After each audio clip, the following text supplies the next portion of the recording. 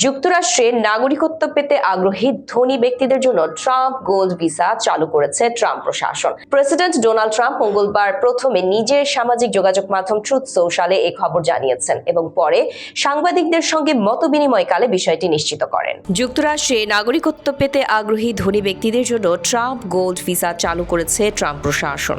Trump বলেন, যোগ্য ও যাচাইকৃত আগ্রহীদের জন্য দারুণ সুখবর। ট্রাম্প গোল্ড ভিসা মার্কিন নাগরিকত্ব পাওয়ার সরাসরি পথ হিসেবে কাজ করবে।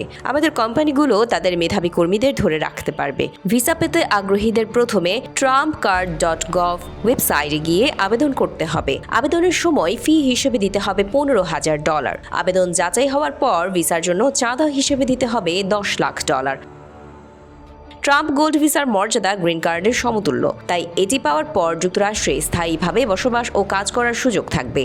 বাণিজ্যমন্ত্রী হাওয়ার্ড লুটনিক জানিয়েছেন, প্রাক নিবন্ধন পর্যায়ে ইতিমধ্যেই 10,000 আবেদন এসেছে এবং সময়ের সঙ্গে সঙ্গে আরও হাজার হাজার আবেদন আসার আশা করা হচ্ছে। প্রশাসন আশা করছে এতে মার্কিন কোষাগারে কোটি কোটি ডলার উপার্জন হবে।